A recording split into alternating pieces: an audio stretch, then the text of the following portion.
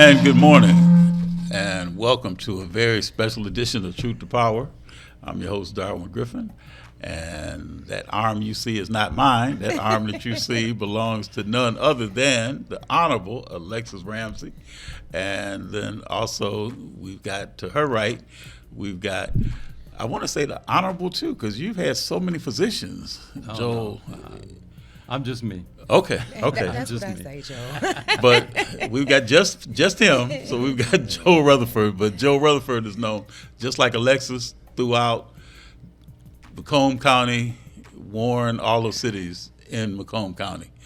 So Joe, Alexis, thank you for coming on a special edition of Truth to Power today. Thank you for Thank having you. me. And, we're hoping that everybody, wherever you're at, that you're staying warm.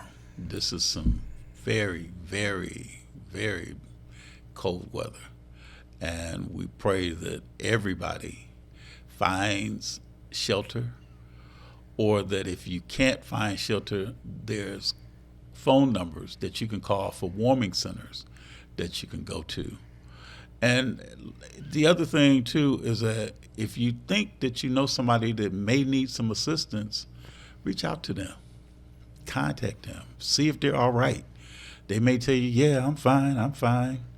But it's best to be safe than it is to regret that you didn't reach out to somebody to see if they were in a situation where they needed some assistance. Because there's people out here that, it was sad, and our condolences, go out to the family for the young lady that they found in Macomb County the other day behind one of the dumpsters. And, and it's like just sad that some of the organizations that had been assisting her prior to, them finding her when she transitioned, that they had been trying to help her and had been giving her support. But, there's always additional support. So sometimes you have to go beyond the 100% and give people that 120%. Because I'd rather have somebody fussing at me and say, Darwin, please, I told you yesterday I was fine, rather than that day that you don't check on them could be the day that you might regret, and the day that they regret that you didn't reach out. Because pride sometimes gets in the way of a lot of assistance that people need. So again, let your egos down, let your pride down. And if you do need assistance, let somebody know that you do. And if you do know somebody else that you think might need assistance, check on them and see if they're all right. But we've really got to really make certain that we reach out to each other, and that's one of the things that we're going to talk about with this show today. Is that we've got Black History Month coming up next month. And, a lot of people say that Black History Month should be every month. But February, the shortest month of the year, they designated for Black History Month. And I know that every year I try and reach out and find little nuggets of history that I didn't know. And I've been reading things, looking at videos. And it just amazes me how much we don't know about our own history. Mm-hmm. But today, I'm joined in this journey by my co-host, who's no stranger to WHPR TV, Alexis Ramsey. And I don't want to not say the Honorable Alexis Ramsey, because of when you think about Highland Park, where we're housed at, one of the first names that you think when it comes down to Highland Park, you got a variety of people. You think about Martha Scott, the Honorable Martha Scott. Absolutely. You think about the Honorable Glenda McDonald, who's the mayor of Highland Park. And you think about the Honorable Alexis Ramsey. And when you look at the things going on in and around Highland Park, a lot of those roads travel through Alexis Ramsey. Ramsey, she does so much, and I'll let Alexis, later tell about what all she's doing and what all she does in the city of Highland Park. But Joel, you have been a hero to so many people in Macomb County. So many people look up to you, and then even listening to, and I brought you here today so that you could not only talk about the celebration for Black History Month, but also to get a chance to meet the Honorable Roy McAllister Jr. and talk about some of the things that you've done and things that you're doing when it comes down to veteran affairs. And you have been such a stalwart when it comes down to making certain that veterans are treated right, equality, and also to make certain that veterans are recognized for the hard work and the dedication that they gave throughout the years that they may have been in military service. Yes. Well, I appreciate that, Darwin, because I mean that's one thing that we see too often. Veterans tend to be very prideful, I'll say, and not willing to always seek help when they need it. And one of the things we see on the Veterans Commission for Macomb County is that people wait till they're in crisis situations, and we're always glad to help. We're fortunate in Macomb County because we have a millage that helps support the work that we do. So therefore, we have funds, we have a stream of funds that are coming in because the voters were good enough to do that because they recognize that veterans need help. And, we do things like make sure that, people don't get evicted, help them as far as to make sure that they don't get foreclosed on their house. Sometimes it's something even just to get their car repaired. Yeah. Because I'll be honest with you, we have veterans living in Macomb County with incomes around $1,000 or $1,200 a month. Wow. Now, they have subsidized housing and things, but with all the other expenses you have just in life, think about how you make that work. Wow. So it's a struggle, and for me, I looked at the Economic Policy Institute, and they said that for, say, a family of four, okay, in Macomb County now, you need over $8,000 a month in income for a standard, just we'll say a normal standard of living. We're not talking about living large. So you can imagine, if you got $1,000 to $1,500 a month coming in, every day is a struggle. And we just try to make sure that veterans know that we're there to help and we do all that we're legally able to do. Because some things we just can't do. I mean, I can't get into the cases specifically, but I'll give you an example.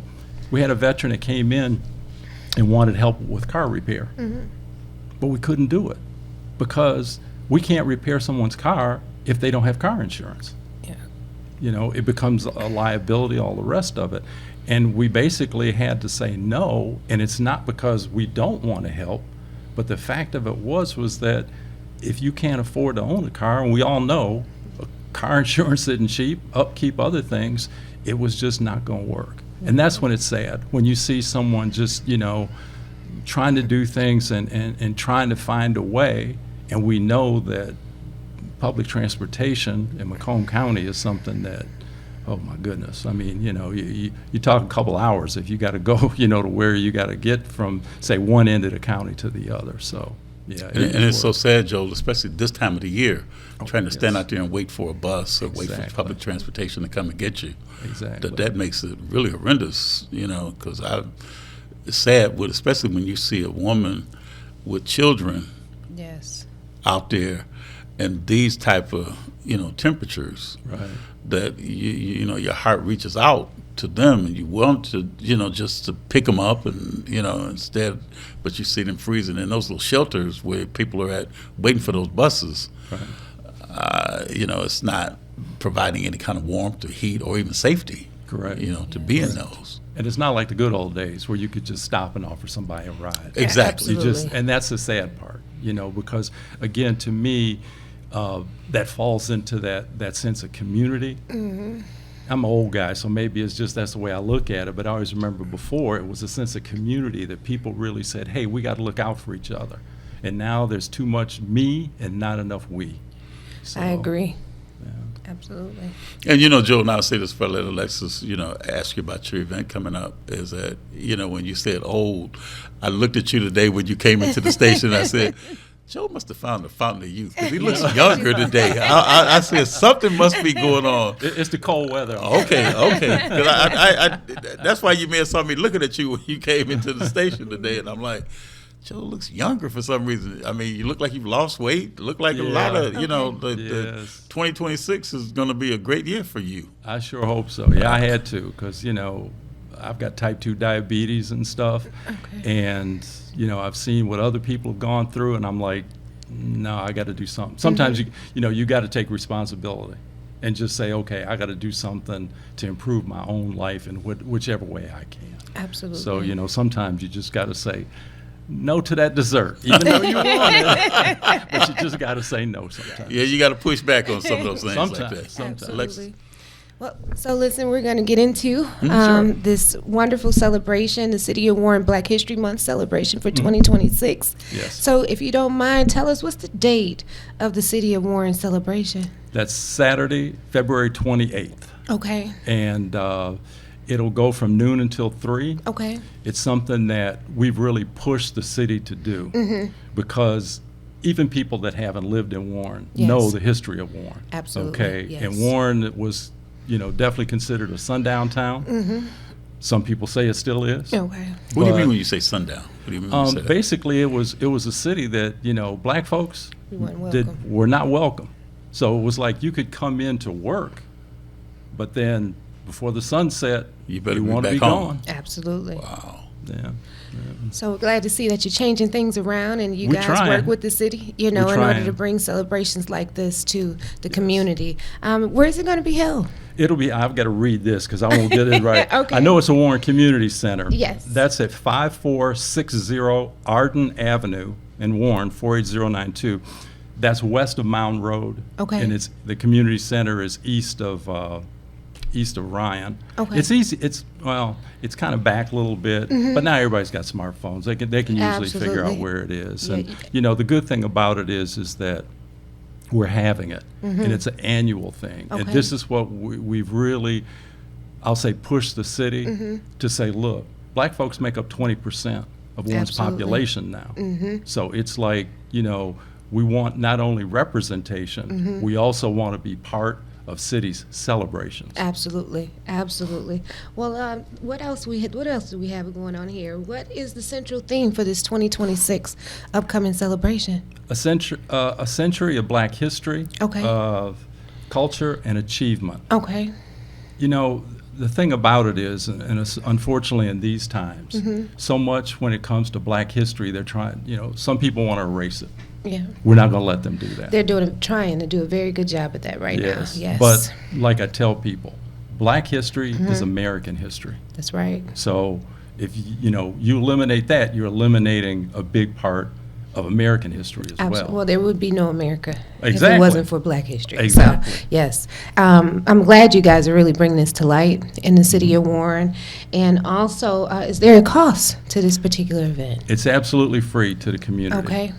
That's one of the things that we want to make sure of is that, we're of course, glad that the city is willing to, sponsor this. Okay. So there's no expense to anybody. You can come in, a lot of vendors. Okay. I don't have the exact number yet because they're still working on that, but there'll be a lot of vendors there so people can see. Okay. And the good thing about it is we're intentional about getting black businesses there so people can know, because a Absolutely. lot of times, let's face it, certain things we maybe not think about or we're not aware of. Absolutely. So this way, it brings that awareness to the community. Yes. Yes. Darwin, you have any questions? So the thing is that you're saying who originated this event? Really, it's just something that we had talked with the city, for, trying to do for years. How can I say it? It's really been, I know Miss Jackie Kelly has been, really on the forefront of doing this. Jackie Kelly. Tell who Now, I was Jackie gonna say, Kelly. tell I us was a going little to say bit more about Jackie Kelly. Because is, we'd be remiss if we didn't bring out Oh, Jackie yeah. Kelly's name and bring out Absolutely. what all Jackie Kelly does, especially in Macomb County. Yes. Yeah, Jackie Kelly now is the chair of the Democratic Black Caucus for Macomb County. She's a hardcore UAW person. She worked at the Warren Transmission Plant. until it closed. And she's UAW through and through. She Yes. reminds everybody of that, which is a good thing. Absolutely. Which is a good thing. Because we never want to let the unions be set Yes. aside. Yeah, I mean, so she makes sure that the unions and the black community and really the community in general, that's what she's all about. Okay. She's like, let's do good for everybody. Absolutely. And this is one of the things that she really pushed and said, hey, help with the organization and different things like that. So, Okay. I've mad respect to Jackie. I mean, she's just a great person. She really is. And she's a Henry Ford graduate. Yeah, okay. So, well, do you want to? So, what's really the primary purpose of this event? It's really the primary purpose is so that people can come in. So first of all, we can get community together. Okay. That is what's most important. But also give people a chance to reflect on our history. Okay. And and to be able to see that, hey, there's people out here that are involved in whichever way, whether it be, in a business side of things, whether it be in the city, politics, different things like that. But the big thing is just to come together, because we need more of that. Absolutely. We just don't have enough, because too oftentimes, let's face it, people are busy. Yes. And Yes. this is something at no cost that people can bring their kids. It's kid-friendly. Okay. So the families can come out and get a chance to see what's going on in the city. Because, like I said, Warren doesn't have a good history. They don't. I mean, I was looking back at some things in 1970. George Romney was the head of HUD, Housing and Urban Development. Okay. Came to Warren and offered them $14 million, which in today's dollars is about $83 million. But they had to integrate their housing.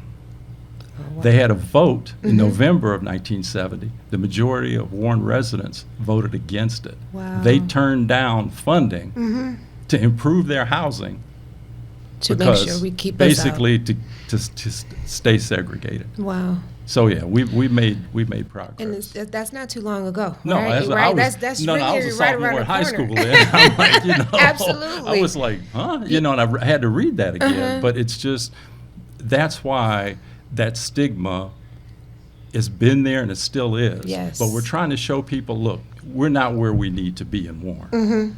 I'm not silly. I mean, I'm not going to say that. Right. But we're making progress. Yes.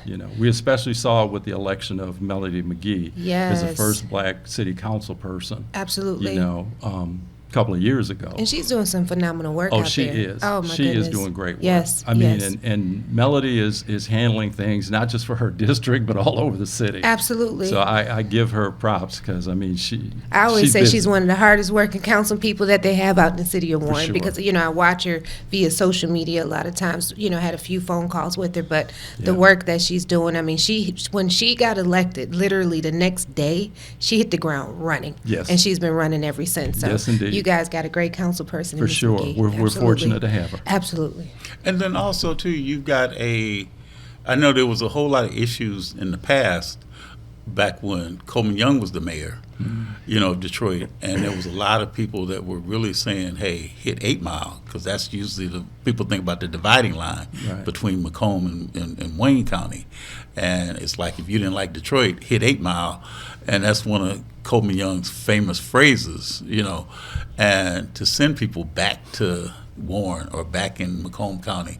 But there's been so much talk about that dividing line of 8 Mile and how when people have to work like at the Warren truck plant or, places like that, some of the things that they have to go through, with their coworkers that may not look like them.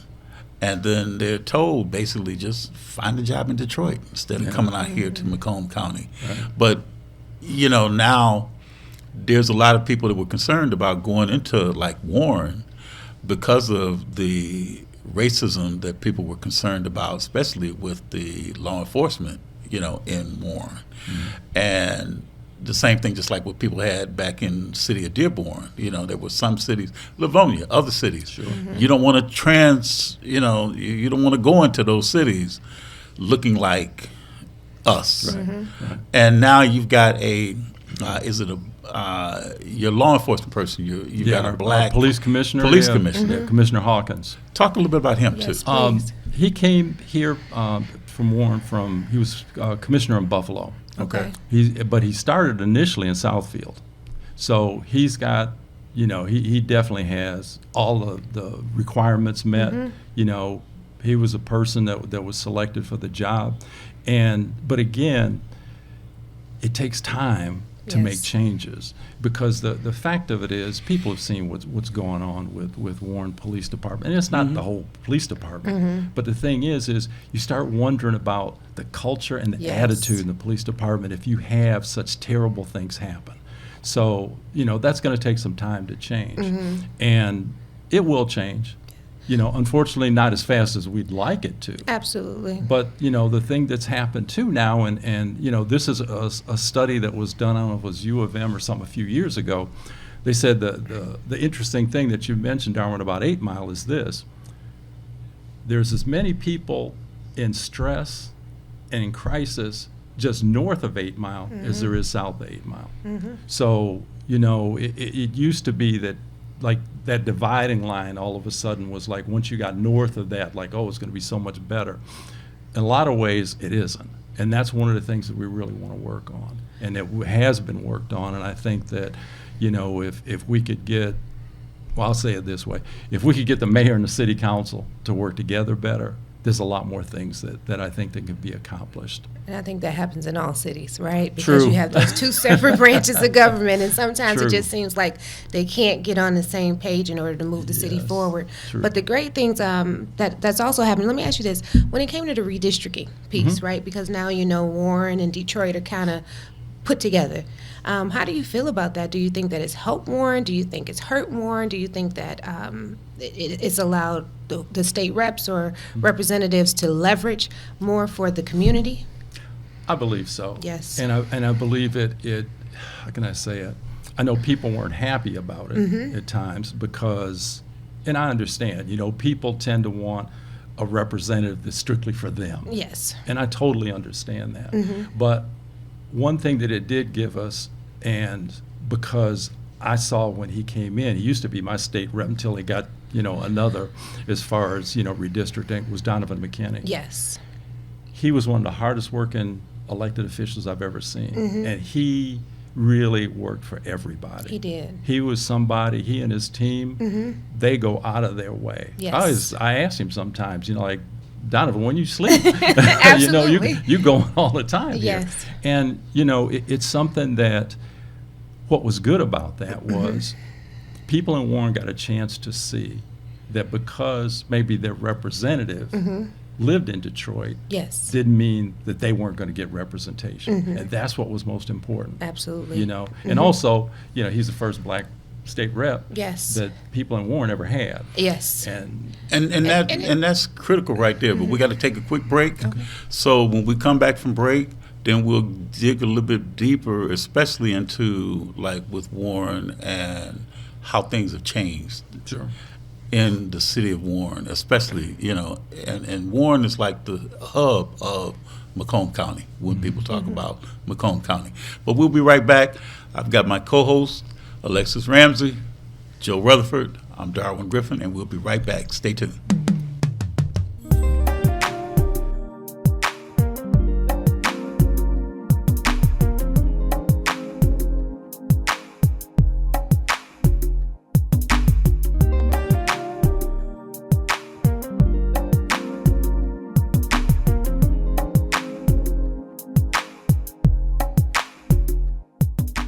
Feel good about your future with tuition-free programs at Wayne County Community College District.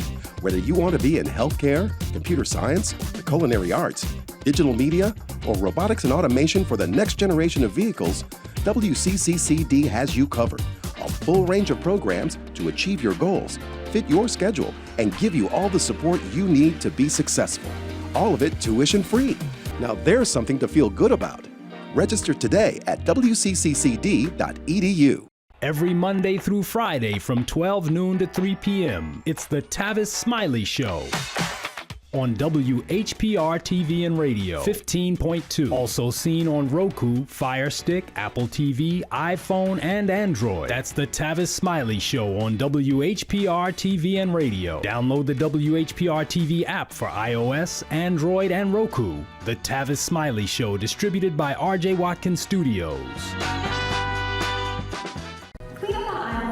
Clean up on aisle 5. Sounds like my life right now. Just one big mess. What's going on? It's my property taxes. What?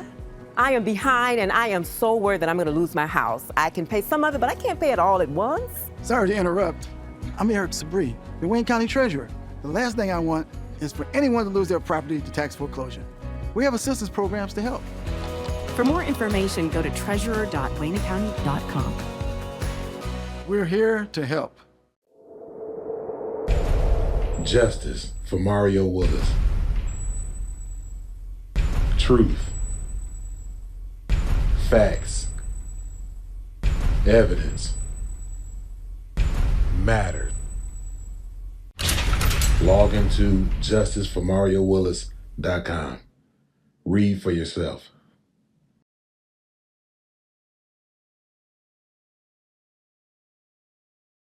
All media platforms are engaged.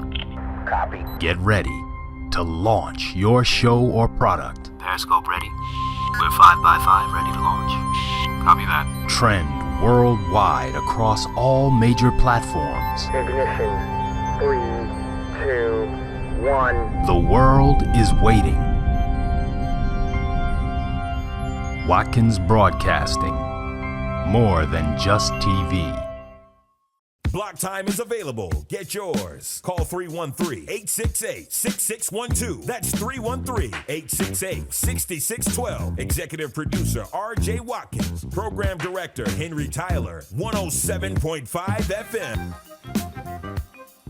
WGPR HD3. RadioWeCanSee.com. 313watkins.com.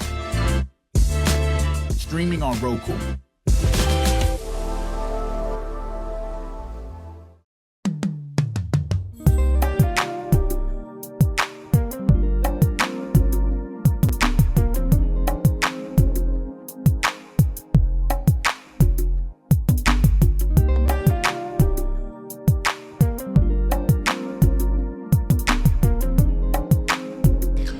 And again, good morning and welcome back. You are watching a special edition of Truth to Power with my co-host Alexis Ramsey and with Joe Rutherford.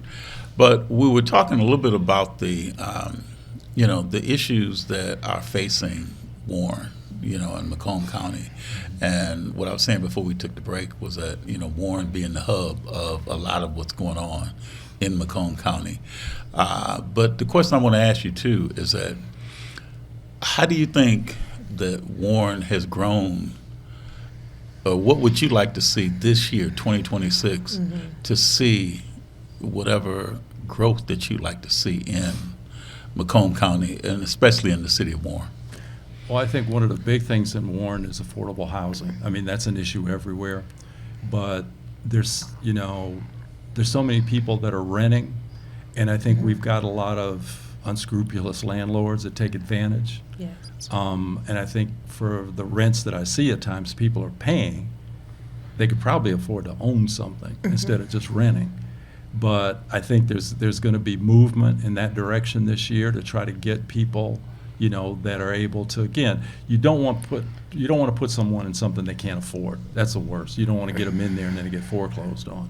But the idea is to at least get some affordable housing, whatever that is now. It's something that, like I sent to the mayor, one of the things they did in Ypsilanti, they have, Dorsey Village, it's called. They built 49 homes and stuff that are in there. It's all it's mixed use as far as, some of it is based on income. They built 2-bedroom, 1.5 bathroom homes that are for sale for like $94,000 or $96,000. Very reasonable. You see something that then to me that's affordable housing. So I guess we'll just have to see what exactly shows up. But that's one, I think, the big thing is, and honestly, I'd like to see the city hold these landlords accountable. Mm-hmm. Because that's something to me that, city council can pull a business license from, say, a landlord that's not doing what they need to be doing. Yes. But I don't know, I've asked, I haven't, gotten an answer, or maybe I have to FOIA it to find out how many licenses have been pulled. And it's not being against business, it's just saying you can't be a bad business person with people's housing. That's Yes. just a basic thing. People have to have that. Yes. So, When I thought about the whole housing crisis, right? You look at what's happening, but when you start eliminating homes from stock, and so what I believe, and this is just my personal opinion, is that when you started bringing in these Airbnbs and Vrbo, right, that creates less stock that you have. And then we have big corporations like BlackRock and others who have come in and bought up a majority of the property in the communities because they said, hey, we don't think you need homeowners anymore. We just need everybody to rent. And so I think that there has to be a balance when local government is taking a look and saying, hey, 10% of our properties can go to Airbnb or Vrbo, and I understand, these are business owners, right? And they're here they want to make money, but it also creates this crisis I believe that we're having when it comes to affordable housing or attainable housing. Because at the end of the day, you have such a limited stock, and so those homes now prices are increased from a normal, like you say, maybe 120, maybe 130,000 to now 300 and 360,000 because you have to try to make up. They're trying to fill in that gap of what's missing. So I think that all local governments across the country really needs to take a look at this and say, how many of these, rental properties do we have? How many properties are owned by major corporations? And then how many properties we actually have that are on this Airbnb or, daily rental type of thing? And I think that if those issues, I believe, could be addressed, we could create more attainable housing or affordable housing for people. So just something. I agree. I absolutely agree because, we have a lot of not just out of town, but Yes. out of state landlords. Yes. And so to me, I look at it this way. If a landlord's sitting in California, is he really worried about what's going on in Warren? No. No, he's worried about the rent getting paid. As long as the rent's coming in, and not saying all of them are bad, No. but it's different when, say, it's a local landlord that, say, a person can call and say, hey, I've got a problem with my plumbing or my electricity. That person can respond quickly. Yes. But if they have to go through layers of a management company and everything else, it's just not going to be right. Absolutely. So I agree. I mean, Yeah. that's one of the things that we really, and not just in Warren, but you're right, everywhere, needs to work on. Because, again, I think that affordability problem Yes. is just not, it's not just about prices. It's also about the suppression of wages. Yes. You know, That's one of the biggest issues. I mean, What can you it's do on something- $15? And I mean, honestly, Exactly. I mean, it sounds like a lot, right? $15, but it's once you look at taxes, income taxes. Don't live in another city and work out of another city. Now you're paying double income tax. Right. So at the end of the day, you may only be bringing in $600 and some odd dollars, Right. like every 10 days. And so it's like, but my rent is $2,400. There I you have go. children that I have to feed. I have, I have to put gas in my car. I have to get back and forth. So, I think that in order for us to begin to really addressing the issues, we have to sit back and say to local government, hey, what provisions, like you were saying, are you putting in place and mechanisms to protect the people? Right. And actually stop these horrible landlords, because even here in our community, most of our people who own property here either live in New York, California, and some people even are overseas. Yes. Right. Yes. So even if you say, hey, if you want to rent a property here, you can't live more than 50 miles away from here, and not a management company, because Right. that's how they'll try to get around it by saying, hey, let me put a management company place. No, you, the actual owner, 50 miles away from this city. If you're further than that, then you need not to do business here. Right. And so we just have to be, I think, more people centered. Sure, and you're right, and again, that comes back to that community. Yes. You see, in other words, focus on what's good for the community. Yes. Not just, what I call predatory capitalism, which Yes. basically is, let's make $1 and too bad how we make it. Yes. If people suffer, oh well. Absolutely. We got to get past that. Now, how do you think Michael Howard's doing as well as a commissioner? He's doing good as a county Okay. commissioner. He's very involved. You know, he's somebody who, yeah, he's working hard. Yes. He's working hard. You know, and I'm not going to leave out, you know, Antoinette Wallace is Yes, there, you know, please, and yes. because she's for Clinton Township, Mount Clemens area Okay. and stuff. She's doing great things up there. Good. I mean, we have people that are doing the work. You know, it's like anything else, whether you're in the majority, how much you can get done. Yes, But still, absolutely. they're doing all that they can. Yes. I give them credit for that. And you know, Joel, you know, we would be remiss, Alexis and I, if we did not mention Black History Month and your father. Oh, thank you. Yeah. Tell about them, who yes. your father and the legacy that your father leaves. My dad's Jesse Rutherford. He worked for the city. He came to Ypsilanti in the 1940s. He almost got fired in his first month because he was a person who, you know, his big thing was don't take no for an answer. Absolutely. Let's get stuff done. And, you know, he was a community center there, and then later eventually he became the director of Parks and Recreation. He was also chair for the Huron-Clinton Metropolitan Authority that does all the Huron, you know, metro parks. Okay. He did that. He was a president of Michigan Recreation and Park Association, Wow. and he also sat on the board for the National Recreation and Park Association throughout the country. I remember that Nixon was president, and he got invited to a lunch with some recreation people. My mom didn't want to go. Okay. And he said, look, he said, too much money is at stake here. No, again, it can't be personal. We have to go do this. Okay. So my mom begrudgingly gave in, said, all right, we'll go. I said, Mom, everybody doesn't get to go to the White House regardless of who the president is. Absolutely, You know? yes. And especially when you're talking about, you know, late 60s or in the early 70s. Yes. But, you know, his big thing was he wanted to do best for what was best for the community. That's why there's a pool named after him. It was Rutherford Pool is off Congress Street in Ypsilanti. It was built first in 1974. He worked to get that done. And that's where I guess, you know, well, even before that I saw, you know, politics is a contact sport. You know, it's not a spectator sport.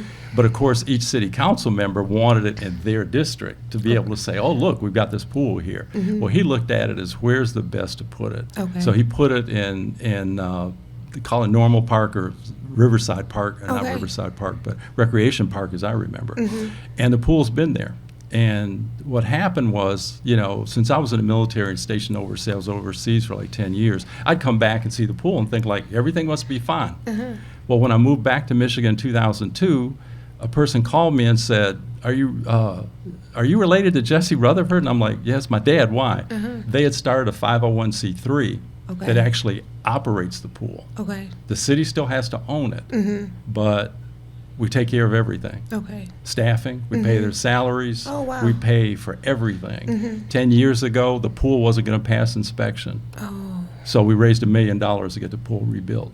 congratulations. Yeah, Thanks. that's big 10 years ago. Especially in a city of 20,000 people. Absolutely. And then 5 Yeah. years ago, we had to redo the bathhouse, and so we raised another $700,000. Okay. But that's because we got some great grant writers, and that's where I tell everybody, whether on a 501c3 or C4 basis, or even cities. And this is one of the things for Warren I'm really pushing. If you get good grant writers, Yes. money's available. You just have to go find it. Yes. You know, and the one group I really want to give a big shout out to is Washtenaw County's been helpful. The state of Michigan's been helpful, but also the Ralph C. Wilson Foundation. Yes, they're They've been phenomenal really foundation, helpful to yes. us. So I mean, it's something that, you know, and I'm glad because it's one of these things that. Not just because it's my dad, but because I was able to see all the things he did. I mean, we talk about blood, sweat, and tears Yes. in a job. That really was it. Yeah. Because he had to be there. I mean, if umpires didn't show up for a softball game, he went and umpired it. Oh, wow. You know, Yeah. and different things like that. Community center for sure. That he said, look, it's got to work. So he did everything he could to make Ypsi a better place. Wow. And That's what would positive, what so would positive. the one word that you would say, Joe, that he looks at his legacy now. He looks at you, his son. What's the one word that you would think that he would use to describe what he sees in you? Well, Stay on the grind, because that's what this is. That's you more know? than one word, but go ahead. But what's grinding. Just grinding. Yeah. I mean, because, and again, it's his saying always was, don't take no for an answer. You know, if you really care about something, don't let anybody stop you. You know, and you know that reminds me, because it makes me think about Melody. You know, in terms of say, because that's the way she was when she ran for that city council position, and she may not have succeeded the first time, but she still had the stick-to-itiveness to stay on the ground, knock on doors. And I know, you know, you and I and Alexis, we've talked to her, you know, about some of the things and trials and tribulations that she went through when she was running, you know, for that position. And that's one thing that we have to look at and stay to it and stick to it, you know, whatever happens. So, again, just wanted to salute your father, especially for Black History Month. Absolutely. But let's go back to the event. Now, there's going to be a lot of vendors that's going to be at the event. Tell what some of the vendors are, and now, is it full? If somebody else wanted to go and get some vendor space? No, as my understanding is there's still vendor space available. Okay. Reach out in the mayor's office. I'm sure that either Ms. Rhonda Ha or Mr. Olu Jabari are community, you know, reps and stuff. Reach out to them, and I'm sure they can definitely, you know, let you know what's available. There's going to be food, but other businesses that are there too. I think, you know, we're going to have some real estate folks like we talked about.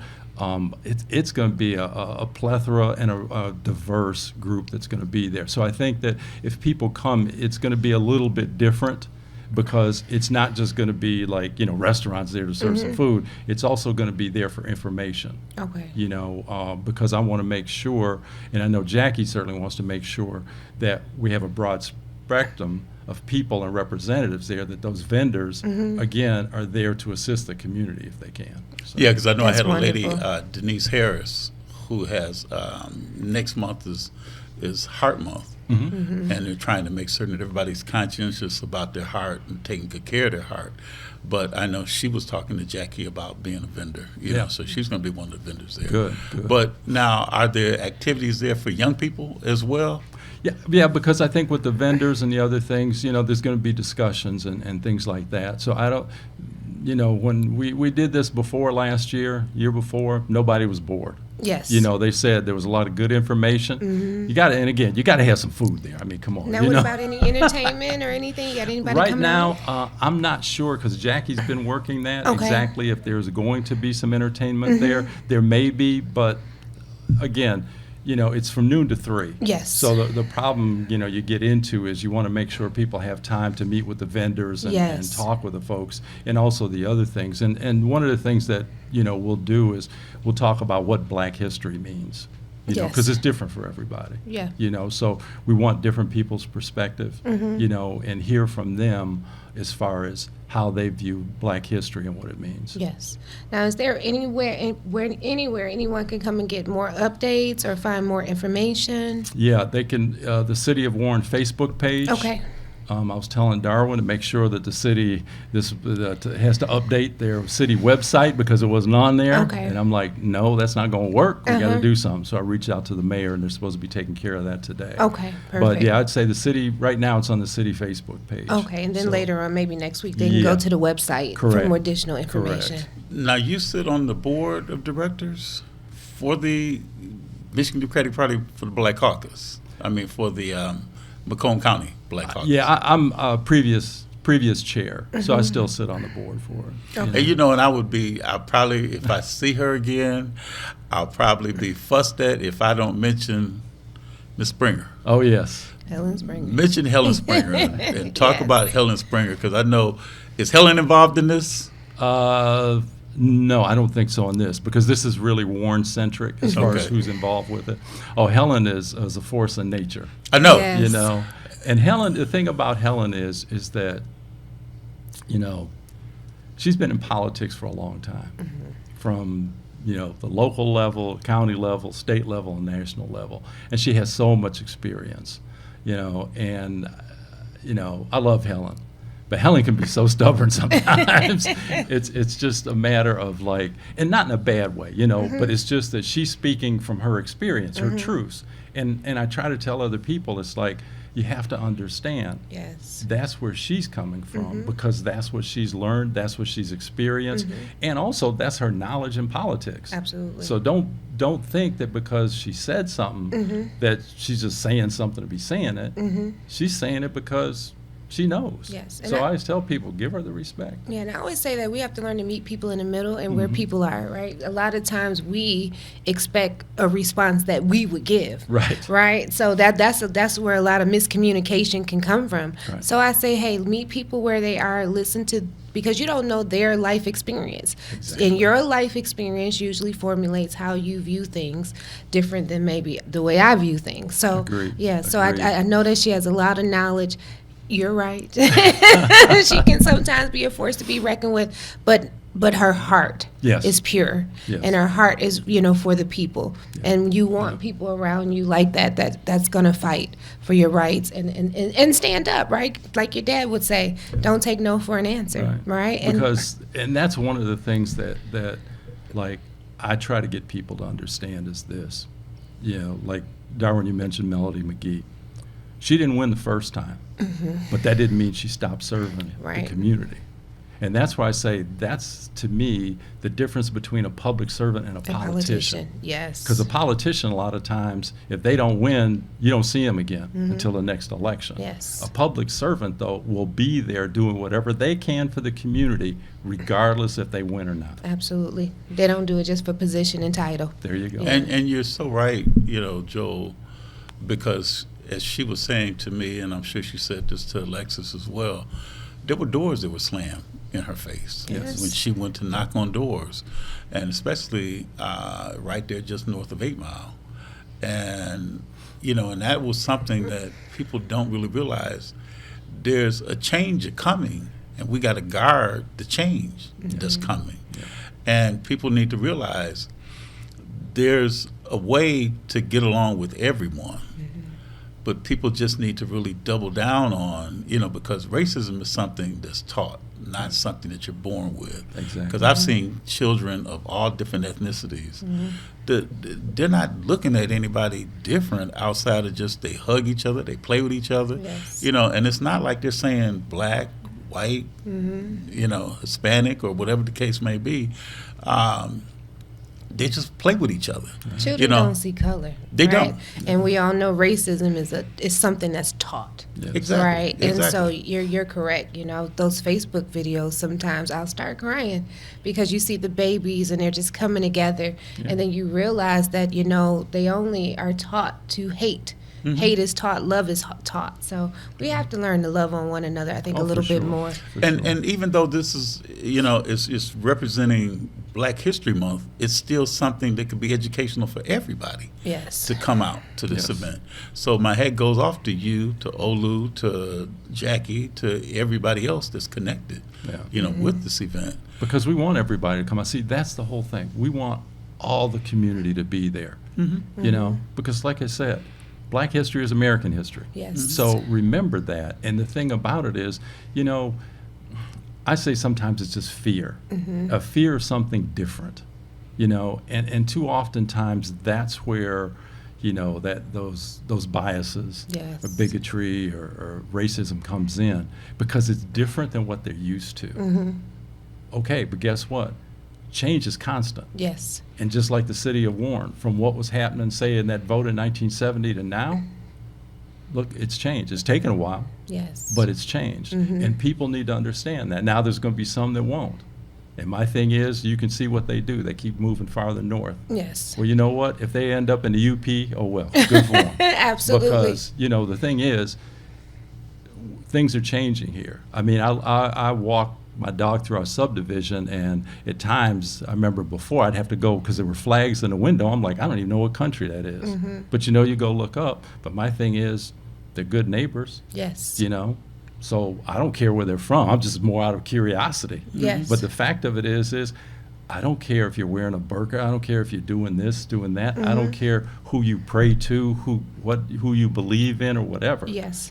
if you're being good to your neighbors and you're being good to your community, that's what matters most of all. Again, yes, absolutely. And and it's so interesting because it kind of segues us to the next segment that we'll be doing with State Senator Stephanie Chang, and talking in terms of, say, about ICE, talking about the detention center, talking about the people that, have been up at the mall, and people are warning people.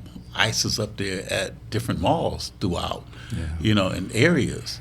So trying to tell people to kind of stay clear if you may, if you don't want to have any issues with ICE, representatives. But at the Which same time, is absolutely ridiculous. Let's just, it's is just horrible. And it's really gotten people really,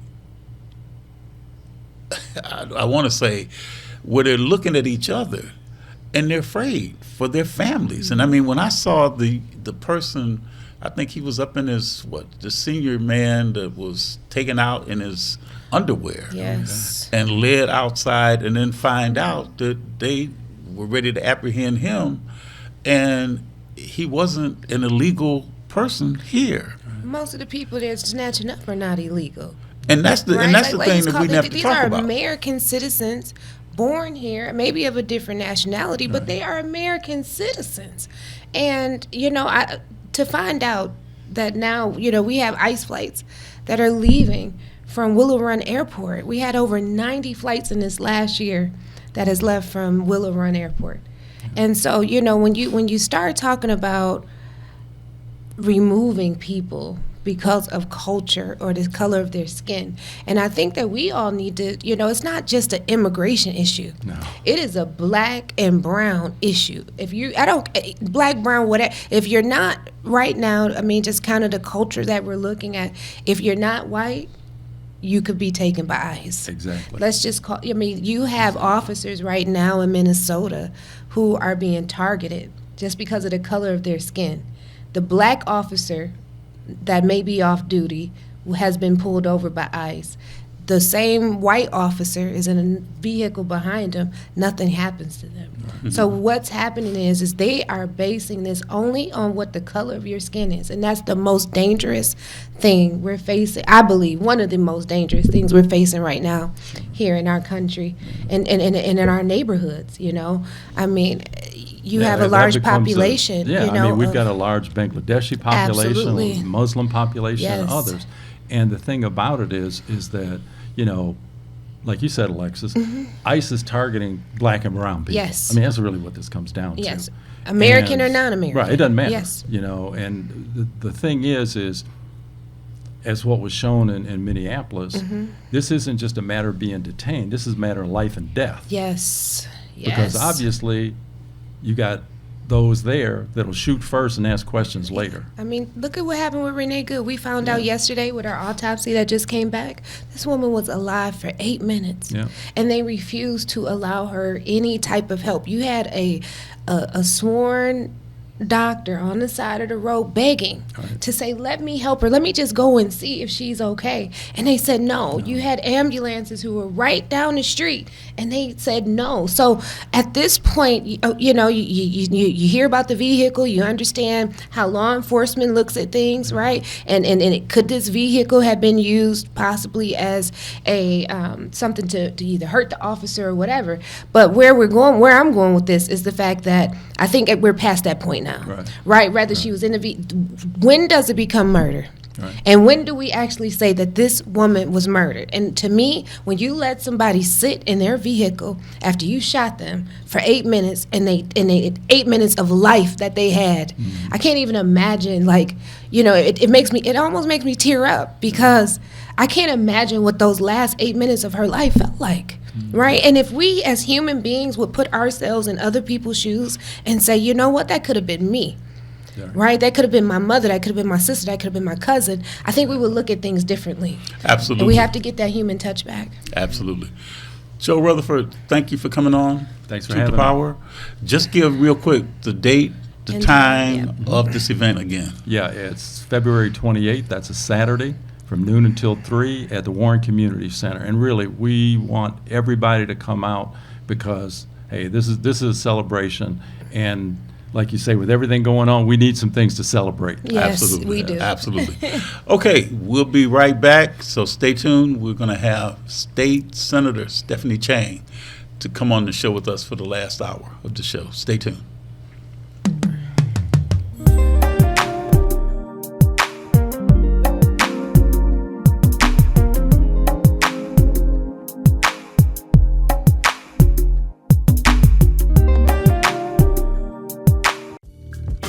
From the desk of RJ Watkins, this is a WHPR editorial. I'm Ariana Watkins, and for decades, my father, RJ Watkins, has served our community with quality radio and TV service through WHPR and Roku. Today, I'm proud to stand beside him, continuing the legacy built on trust, innovation, and your support. We're here because of you, and we'll keep bringing you the best now and for generations to come. Thank you for supporting us and growing with us. This has been a WHPR editorial. Clean up on aisle 5. Sounds like my life right now. Just one big mess. What's going on? It's my property taxes. What? I am behind, and I am so worried that I'm going to lose my house. I can pay some of it, but I can't pay it all at once. Sorry to interrupt. I'm Eric Sabri, the Wayne County Treasurer. The last thing I want is for anyone to lose their property to tax foreclosure. We have assistance programs to help. For more information, go to treasurer.waynecounty.com. We're here to help. Time now for a WHPR Praise Break. Spiritual, motivational, inspirational. Praise Break. Do me a favor, touch your neighbor and say F you. Not just your neighbor, look down your whole row saying F y'all too. Go ahead and tell them. You know what, y'all looking at me crazy.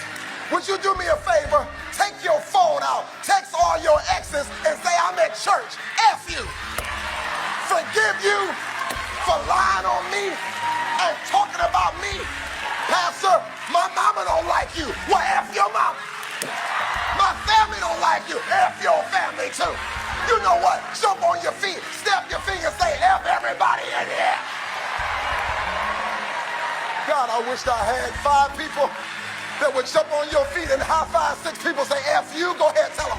F you, go ahead. High five somebody else, say F you, yup, F you, yup, F you, F all y'all, F you. This has been a WHPR Praise Break.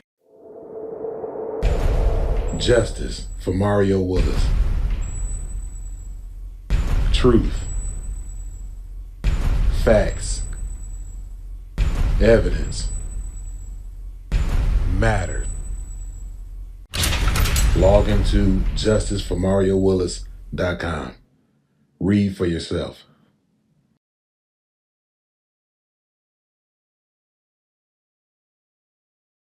.313watkins.com. Streaming on Roku. WGPR Detroit HD3. You're watching WHPS, Highland Park, Detroit.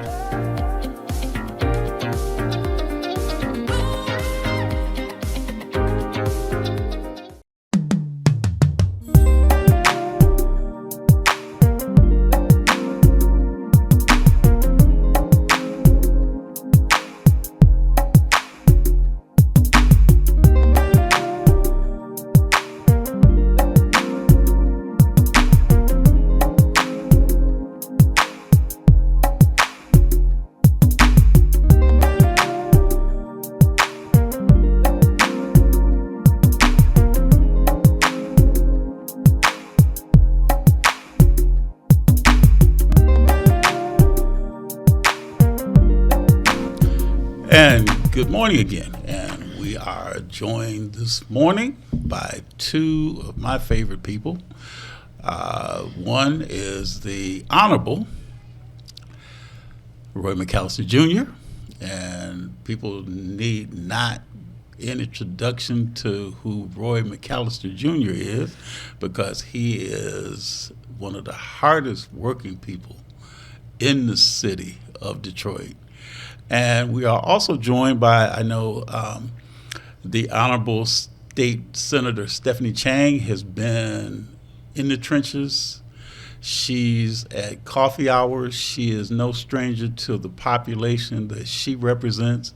She is truly the epitome of a public servant. But I know some people think in terms of say about what public servants do, but she is one that I think if you took the dictionary out, if you took the Webster's out and you looked up the words public servant, you'd probably see State Senator Stephanie Chang's picture along with the words public servant. So again, we are very honored. We are very fortunate and very flattered to have you on the show with us Thank today. you. That's very sweet. Thank you. But talk a little bit about State Senator Chang, about your rise to becoming a state senator and some of the things that you've accomplished in the years that you have been a public servant. Well, thanks first for having us both on. I appreciate this so much. So I am someone who never thought about running for office. I was organizing, working on issues like affirmative action and criminal justice reform and helping build coalitions, trying to make change. Started a couple of Asian American civic engagement organizations, so worked on voting rights and immigration reform. And that's what I had planned to continue to do. But my predecessor in the state house was Rashida Tlaib, our now member of Congress, and she encouraged me to run for the state house as she was term limited out of the state house.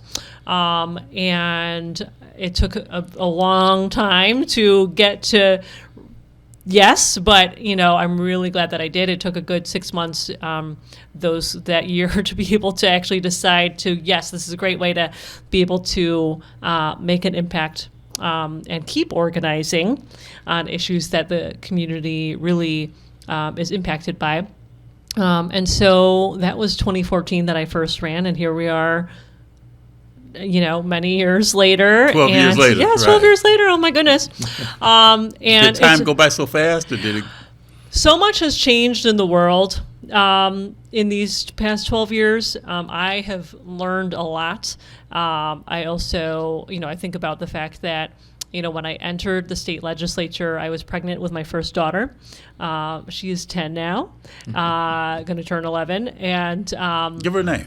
Tell her name. Sonia, and then the youngest, Vera. She is going to be 7 this year. So I am a proud mom legislator, and I say that with pride because it's our children that we are fighting for, and so I'm really proud of a lot of the work that we've been doing in the legislature. I've served in the minority for 8 years, in the trifecta for 2 years, and then now in divided government. So I've seen a lot of ups and downs. And I'm actually really proud of the work that we've done. We've been able to accomplish a lot of good bipartisan work, even when in the minority, around issues of gender violence, domestic violence, sexual assault, substance abuse, issues of economic issues that we needed to tackle as well, and issues of criminal justice as well. So a lot of good bipartisan things. And then when we were in the trifecta, we were able to advance a whole lot more good things in terms of issues affecting our community, giving folks the type of, we're moving us in the direction of the type of economy that we all deserve. A number of gun violence prevention laws that I helped to get across the finish line, and so much more. There's a lot that we're proud of. But I'm also really proud of the work that I've been doing in the community, right? A lot of times there's so much focus on the things that we do at the Capitol, but equally or even more important is the work that we do for the residents in our districts. And so I'm really proud of all of the work that we've been doing to help address just solving problems, and then also really making sure that people know what their rights are, especially in moments like now. And we do this awesome community baby shower every year. We help, lower income pregnant women and moms with learning about breastfeeding and safe sleep and all of this stuff. So I'm really proud of a lot of the work that we've been doing, both at the Capitol and in the community. It's been quite the journey, and I'm learning every day. Well, one thing too, and I just want to kind of stress upon the fact that you are term limited out. Explain what that to the layperson that might not understand what that means when you say term limited out. Yes. So in Michigan, which is actually a little bit different compared to other states, in Michigan we have term limits, and what that means is that you can currently, under law, anyone that wants to serve in the Michigan legislature, they can serve up to 12 years in one chamber or the other chamber, or both chambers combined 12 years. Previously, you could do 6 total years in the House and 8 total years in the Senate. Voters elected to change the term limits along with some financial disclosures for elected officials in 2022. And so now the total is 12 years.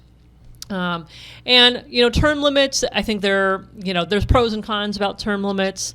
I think that sometimes I hear from people that they wish that maybe we could get rid of term limits or change them even more, because there are people that they would like to see in office for longer.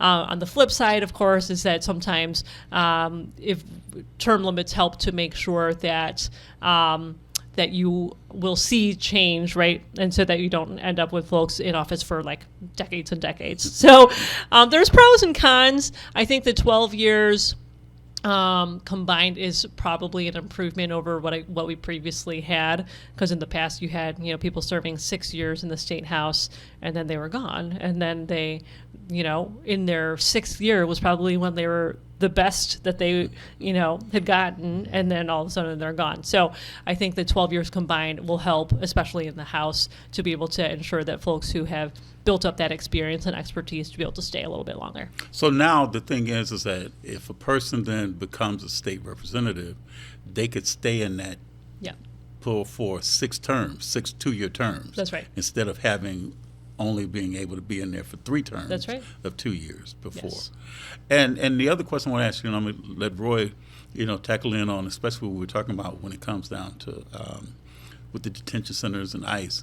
But when you look at the time that you've been in the House and in the Senate, look at the people that's there, because it's a controlled House by the Democrats, controlled by the Republicans. Explain that part to what some people may not quite understand about trying to get bills passed. And I know, we're going to talk about that part with Roy. For sure. Okay, so in the Senate, there are 38 senators, although right now there's 37 because there is one vacancy. And there are 19 Democrats and 18 Republicans. So we have a 1-vote majority of Democrats. That means so each Senate district, so there's, basically the entire state is carved up into 38 Senate districts, so that we each represent approximately equal number of people. And so we all represent a certain geographic area.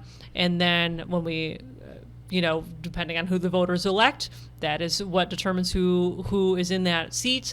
And then, because 19 of those districts elected Democrats, we have a very slim majority in the Senate. In the House, there are 110 state representatives, and currently the Republicans hold the majority, 58 to 52, I believe. I think that's right. And that was a change from before. So when we were in a trifecta, there was a very narrow majority, 56 to 54 of Democrats. And so voters choose, right? And the decisions that they make affect the outcome of policy for the next 2 years. So who people vote in really makes a difference. Not just whether or not they're a Democrat or Republican, but also what their values are and what issues they're going to fight for, and how they're going to vote, right? And so whether it's a primary election or a general election, those votes that voters make have a huge impact. And so I cannot understate, how important voting is. And especially now, I think people are seeing, right, the impact both at the federal level and the state level of what voters chose and the policies that are now a result. So when you, just one other question I want to ask you too. So when you look at the House and the Senate, now you and several other state senators are term limited this year, correct? And is there a chance then that there could be the Democrats could take over the Senate in terms of, say, by getting some of the ones that may be termed out, that they could then replace, it could be Republican or Democrats, to where the Democrats could take over the Senate?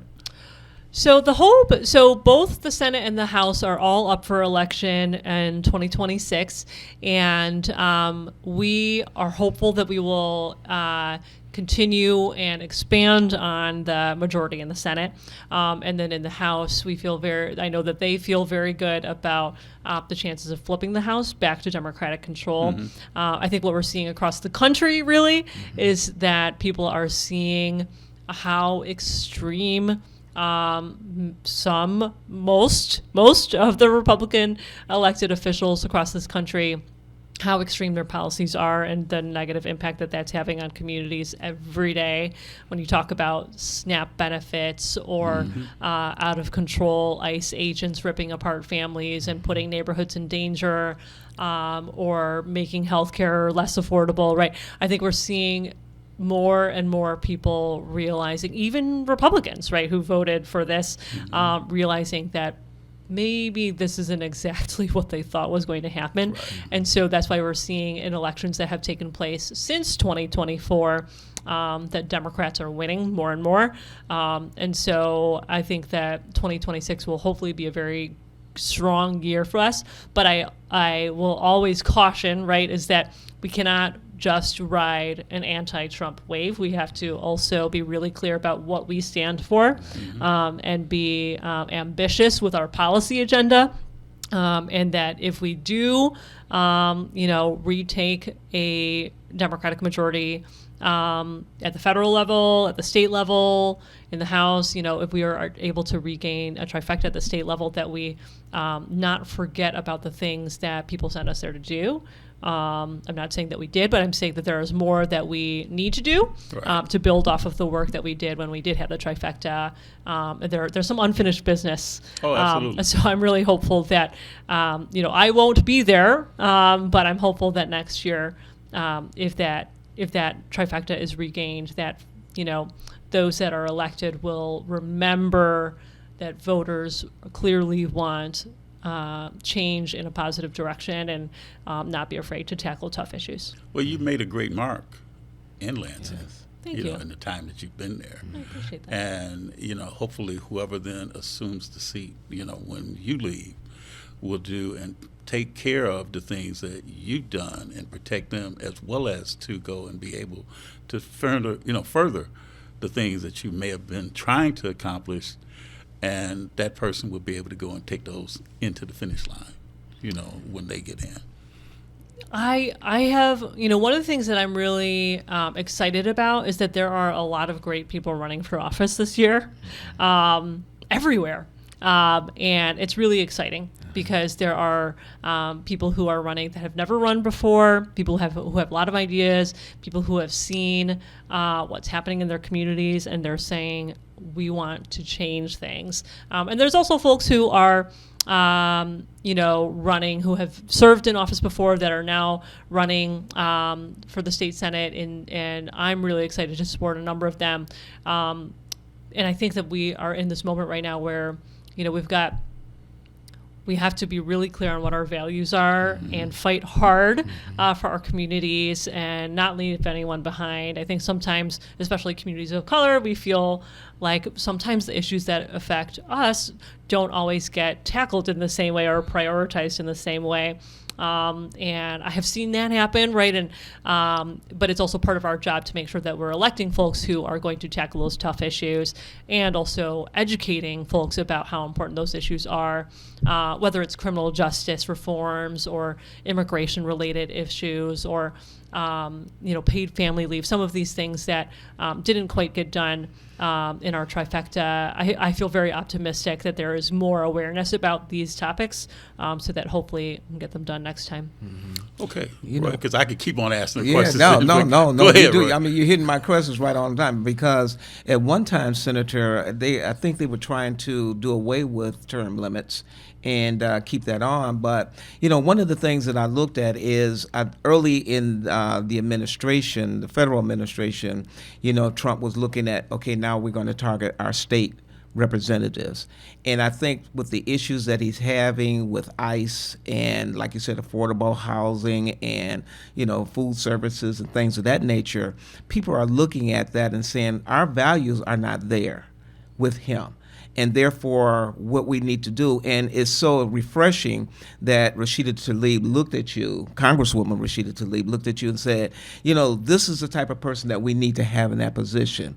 Have you looked at some of these folks and said, these are the type of, or this is the type of person that either needs to fill my position or needs to go into another, House seat or Senate seat to continue the efforts that I'm trying to do? Yeah. So this is really exciting. My good friend Ebony Taylor, who I went to grad school with at the Ford School of Public Policy, and who worked for Mothering Justice, has done a lot of work with Higher Heights to support Black women running for office. She's a mom, she's an East Sider, she's a community leader. She's been on the board for a long time of East Side Community Network. She's now running for the state Senate on the east side of Detroit, Highland Park and Hamtramck. And we haven't officially announced it yet, but I'm so excited that she's running, and I will be endorsing her.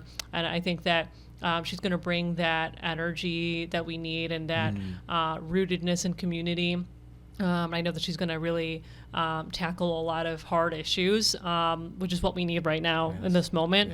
So I'm so excited to support her.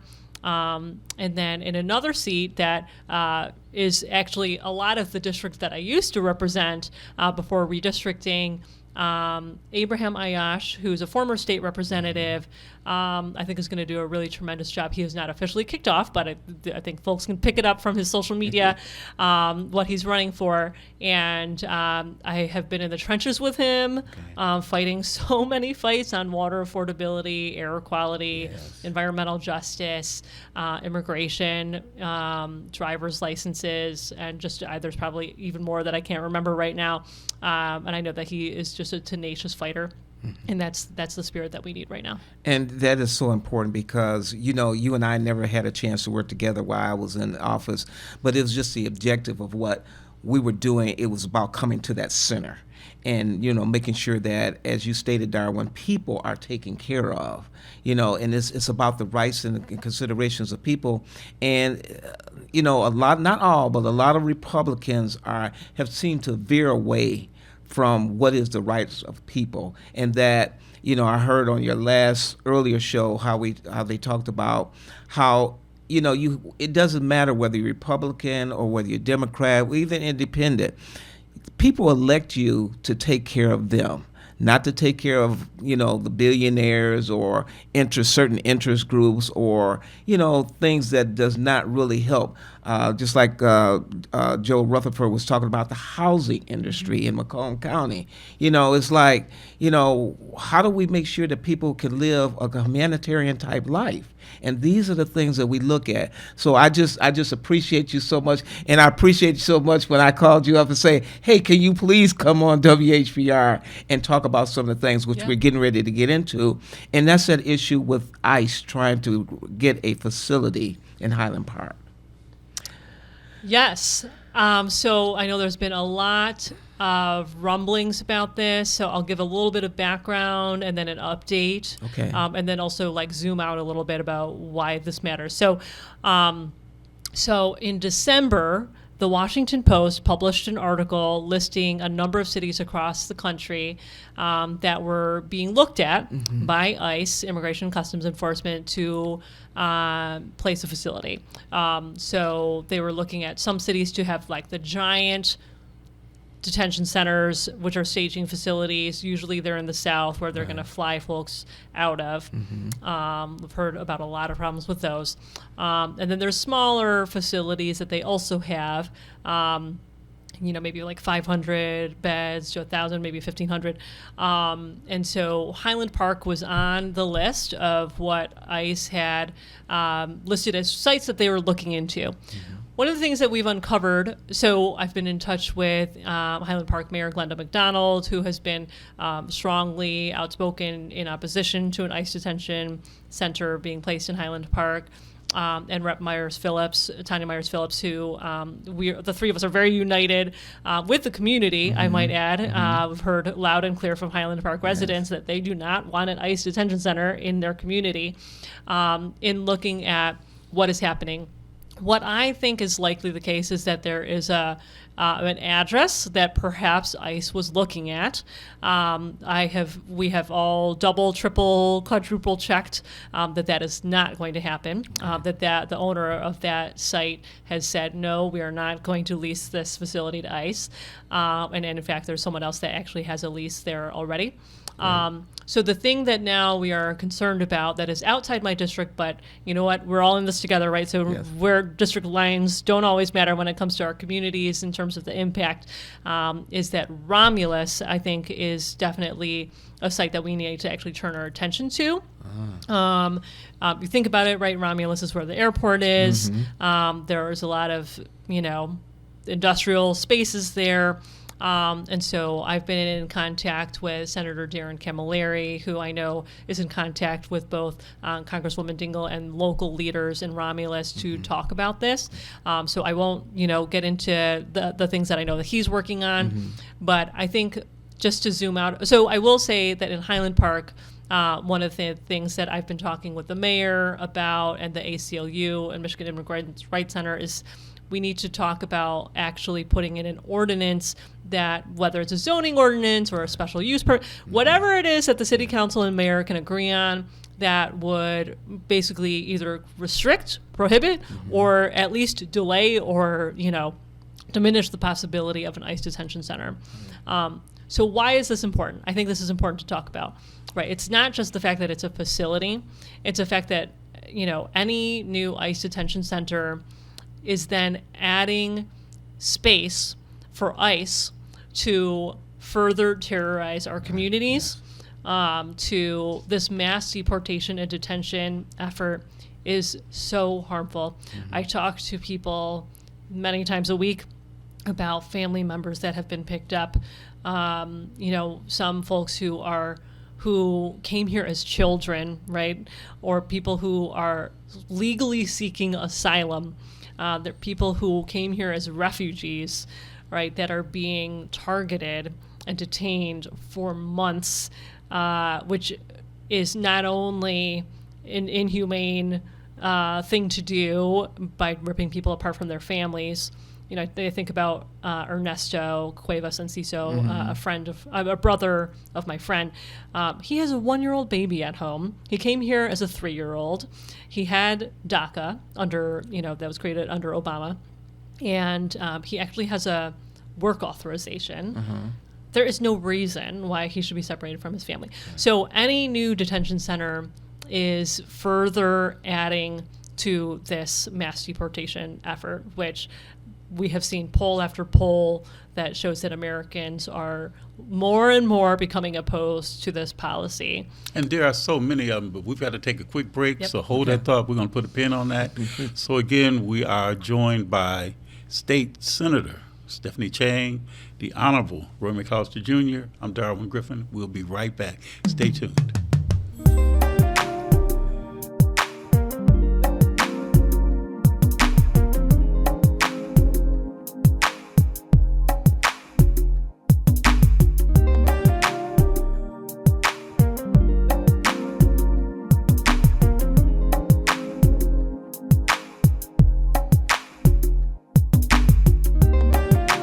Feel good about your future with tuition-free programs at Wayne County Community College District. Whether you want to be in healthcare, computer science, the culinary arts, digital media, or robotics and automation for the next generation of vehicles, WCCCD has you covered. A full range of programs to achieve your goals, fit your schedule, and give you all the support you need to be successful. All of it tuition-free. Now there's something to feel good about. Register today at wcccd.edu. Every Monday through Friday from 12 noon to 3 p.m., it's the Tavis Smiley Show on WHPR TV and Radio 15.2. Also seen on Roku, Fire Stick, Apple TV, iPhone, and Android. That's the Tavis Smiley Show on WHPR TV and Radio. Download the WHPR TV app for iOS, Android, and Roku. The Tavis Smiley Show, distributed by RJ Watkins Studios.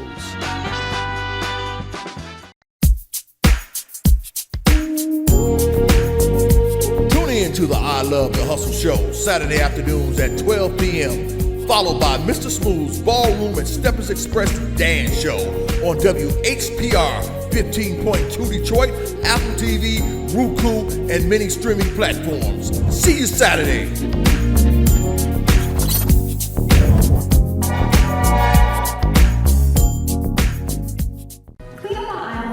Clean up on aisle 5. Sounds like my life right now. Just one big mess. What's going on? It's my property taxes. What?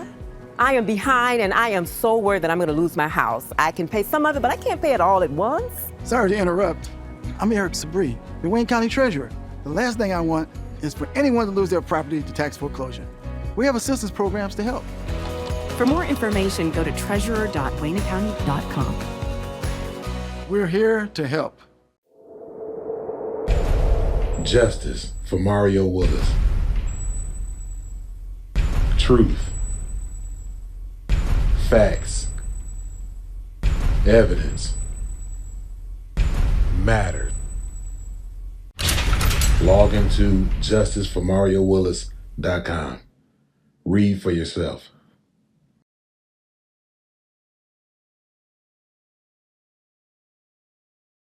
All media platforms are engaged. Copy. Get ready to launch your show or product. Periscope ready. We're 5x5 ready to launch. Copy that. Trend worldwide across all major platforms. Ignition. 3, 2, 1. The world is waiting. Watkins Broadcasting. More than just TV. Block time is available. Get yours. Call 313-868-6612. That's 313-868-6612. Executive producer RJ Watkins. Program director Henry Tyler. 107.5 FM. WGPR HD3. RadioWeCanSee.com. 313watkins.com. Streaming on Roku.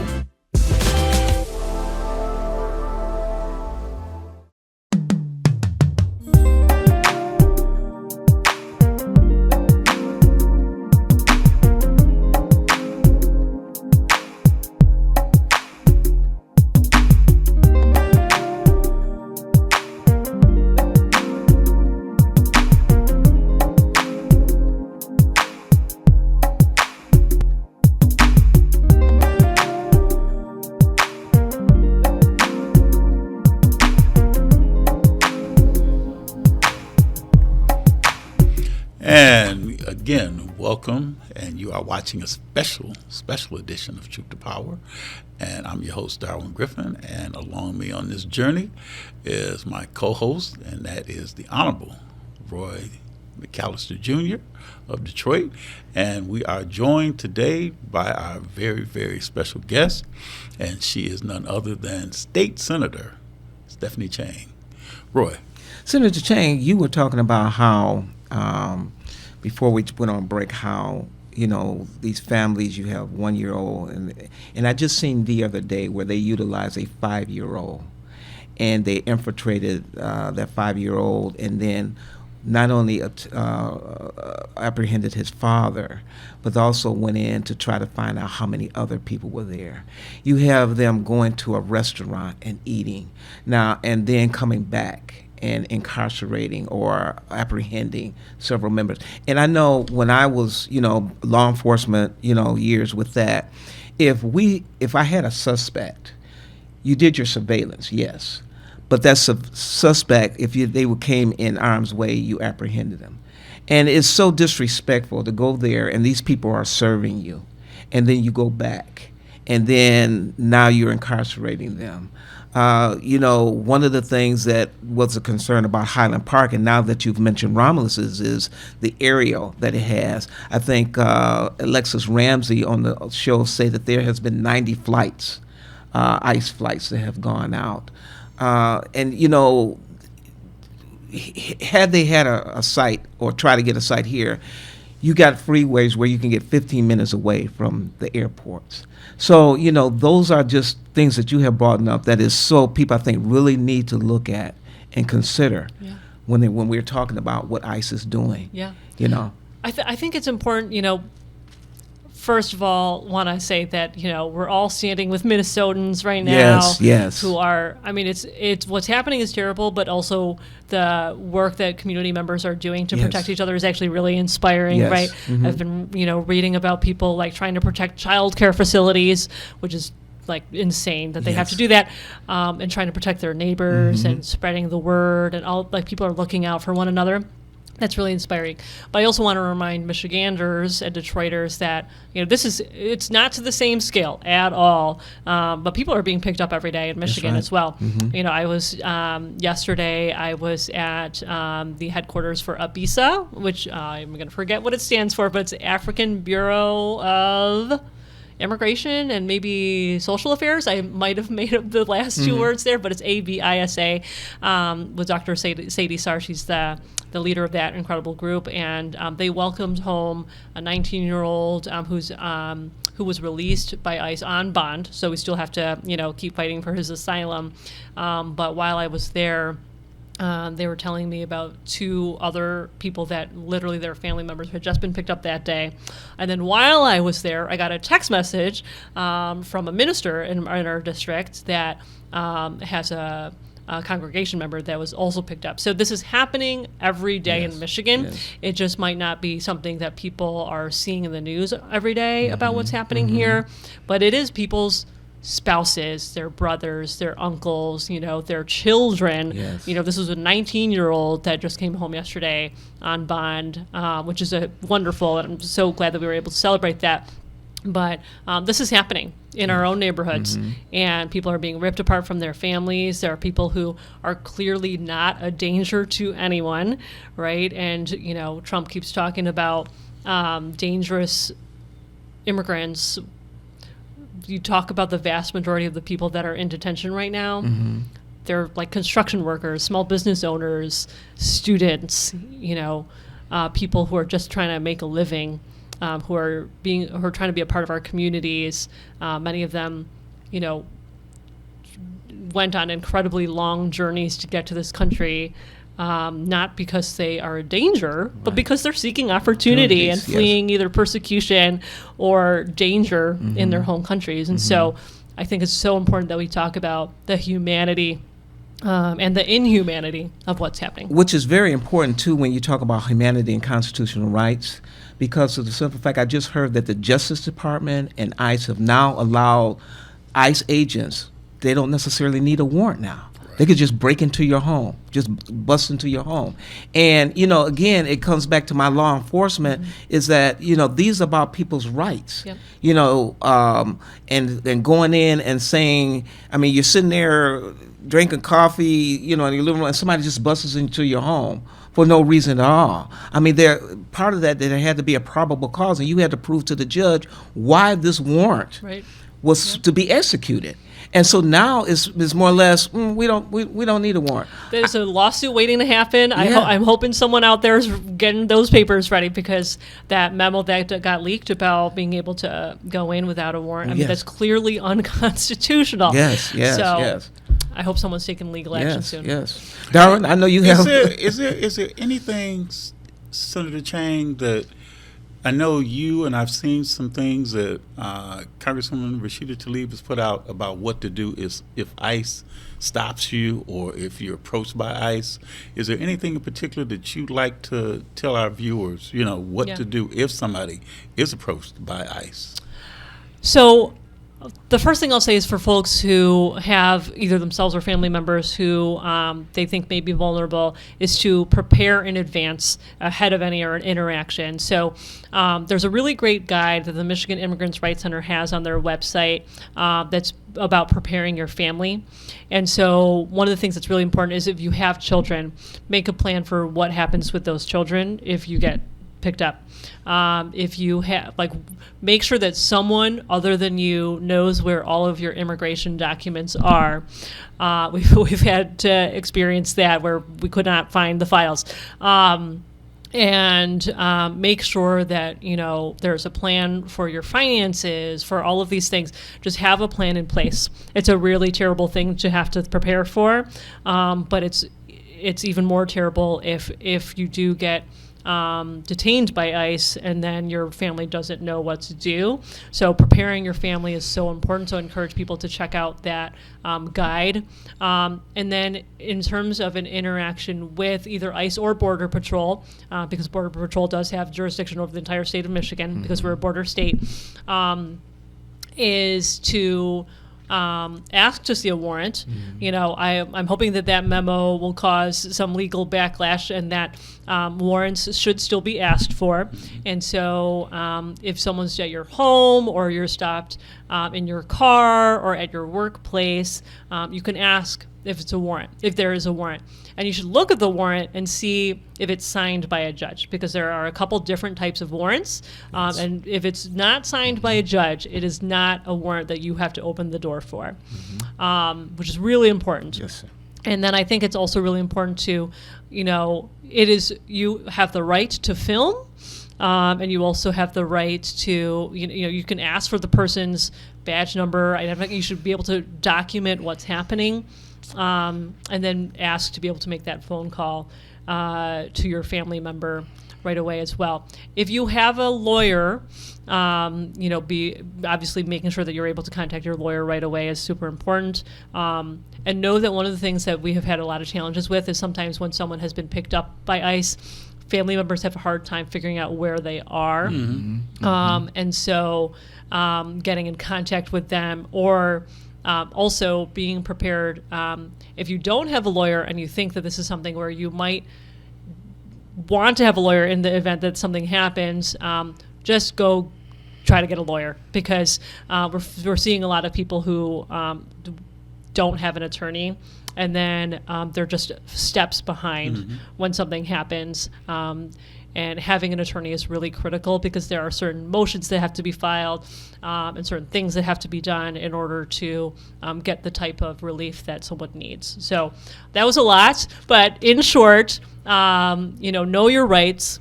The ACLU and the Michigan Immigrants' Rights Center have a lot of great Know Your Rights information, and many of it is also translated into different languages. And so I encourage you, everyone, and don't think that you're not vulnerable, right? It's like there are some people who think, oh, well, they're never going to be targeted. Well, clearly this administration does not care. They will just target anyone. Which is, Senator, I don't mean to cut you off because you're putting out so much good information, but my concern is we have a president that does not look at the rule of law. And we had, there was a officer in Minneapolis that was stopped, barricaded in. And when she tried to film it, they knocked it out of her hand. These ICE officers are so aggressive. And it's just the fact that that's my concern. People, we think about our rights, and there's someone there to make sure that our rights are done. But they don't consider that.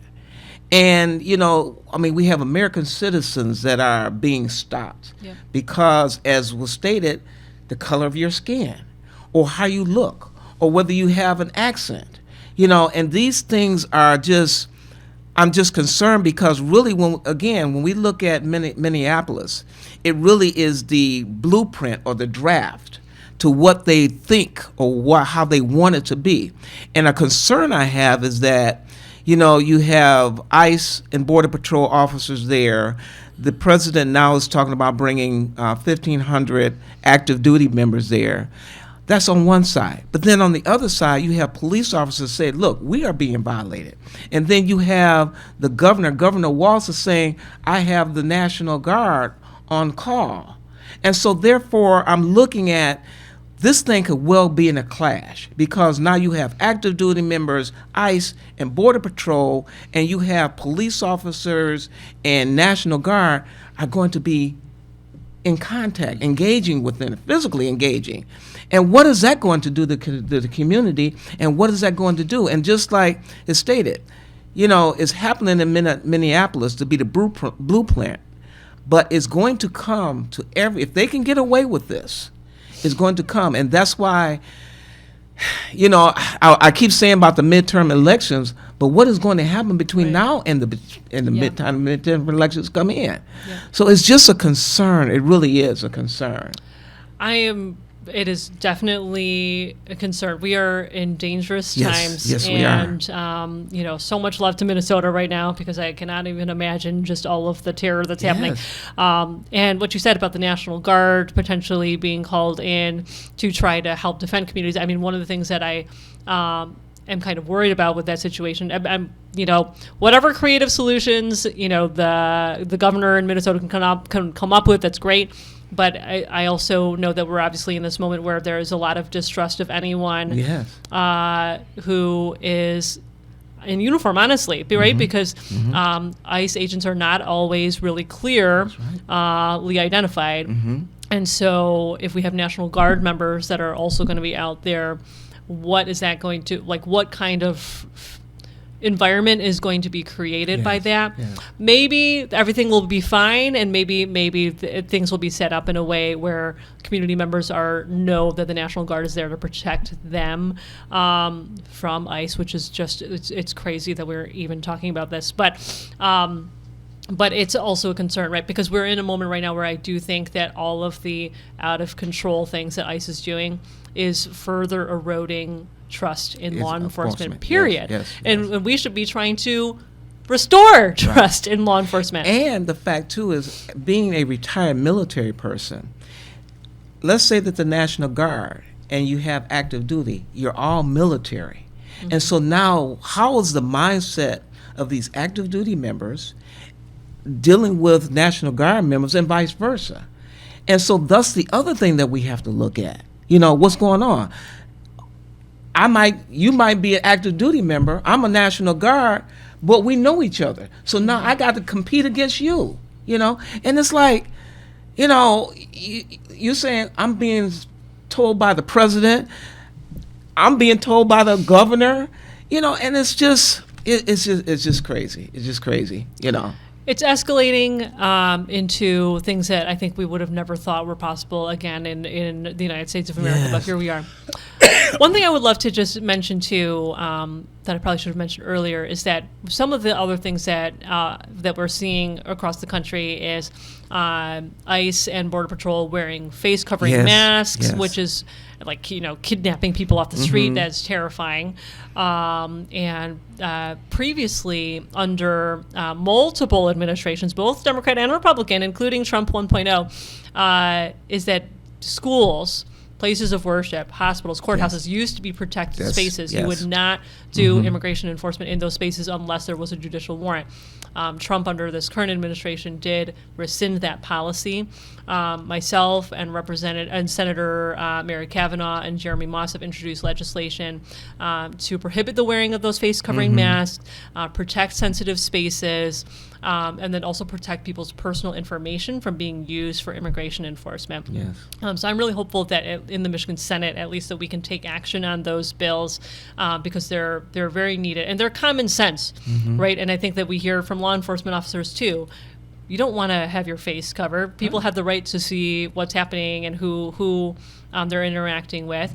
And then the idea of immigration enforcement happening at a courthouse, literally, where people are going for their immigration case. Like, it's just it's wrong, and I think that the American people recognize that it's wrong. So I'm hopeful that we can move those policies forward. You know, Darwin, when I was in Iraq, spent 3 years in Iraq, what Senator Chang just spoke about, you know, we kind of looked at that hospitals were not going to be protected, schools were not going to be protected, certain areas were here in our country that are protected were not protected, and now I'm seeing that come back to our country, and it's just so it is really frightening, because again it's like, where's that trust? Who can I trust now, you know, to protect me? And so these are is just issues that is really concerning. It really is concerning. And you know, speaking of military and looking at, you know, the president just came back from Switzerland, and the way he degraded a lot of our allies. I'm going to say this. You know, my concern is Independence Day is be our 250 years.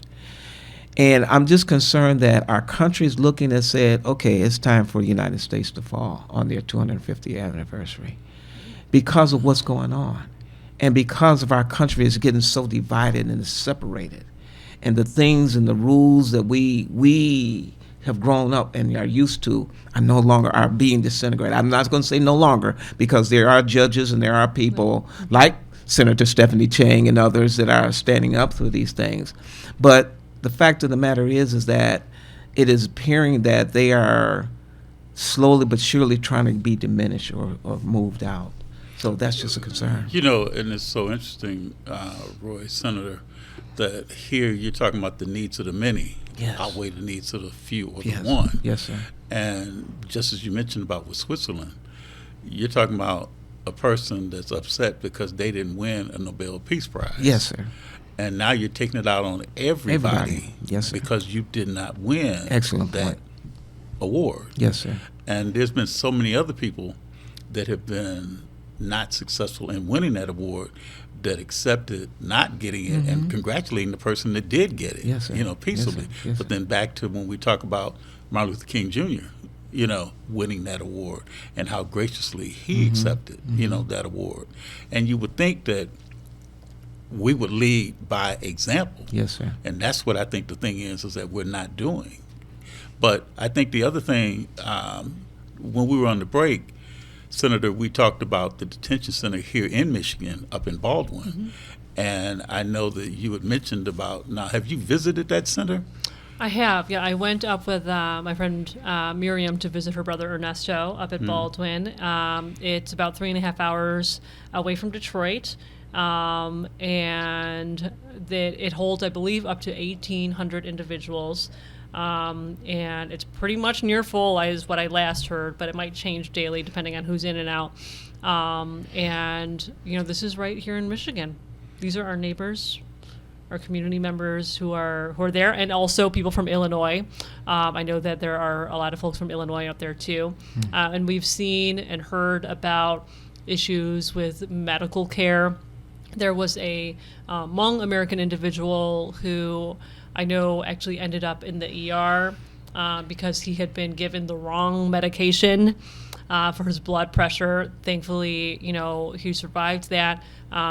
Unfortunately, he also did get deported, but he was not getting the proper medical care for quite some time until there was a lot of outside advocacy for him. There's also a man named Nenko Ganchev, who I never have met, but he died at the facility, the North Lake Processing Center in Baldwin, in December. And that investigation is still ongoing. But anytime someone dies in a detention center, we should be concerned because the folks who run those facilities are responsible for the care and humane conditions of that facility. Yes. Yet we know that across the country and in Michigan that we've heard of, inadequate medical care, issues with food, lots of other issues as well. And so, we have to make sure that we're treating people humanely. And I'm very eager to see what the results of that investigation into that death are. We know that in 2025, the number of people that died in ICE's care is the highest that it's been in decades. We should all be concerned about that. Yes. Well, now you mentioned about a detention center and a processing center.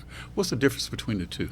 Yeah, they call them different things. So in Baldwin, it's called the North Lake Processing Center, and I know that some of the other facilities that we have been tracking in the South are called staging facilities. I don't know if they're technically called staging facilities, but we call them staging facilities. So usually what happens is, when someone is picked up, usually it's by Border Patrol in Michigan. They are then at the Border Patrol office. We have one in Detroit. They're usually there for some time before they figure out where to go, and then they will either be moved to Baldwin or one of the 4 county jails that have a contract with ICE. And then usually when someone is actually, they've made a decision to deport someone, they then get moved down to either Louisiana or Texas. And that is usually where they have been flying people out of, at least the cases that I've been tracking. There's probably others, but those are the ones that I've been tracking. We're becoming more and more aware of a facility in Texas called Dilley. It's a family detention center. So one of the problems here is that anytime a child and parent are picked up, they pretty much go down to Texas because that's where all the family detention centers are. Mm-hmm. Imagine being from Michigan and then now being in Texas. Your lawyers are in Michigan, your family's in Michigan, being able to try to get the legal representation that and the services that you deserve, and stay in contact with your family. It's much harder. And so there are several different types of facilities. So just back to what I mentioned earlier. So in Michigan, we've got the North Lake Processing Center in Baldwin, and then 4 county jails that have a contract with ICE. So it's St. Clair, Monroe, Calhoun, and Chippewa. Those are the county jails that have an agreement with ICE to detain people. And those county jails also have problems. At least we've heard of a few of the problems with some of those facilities as well. Well, in the short period of time we have left, Senator, talk about the future for Senator Stephanie Chang.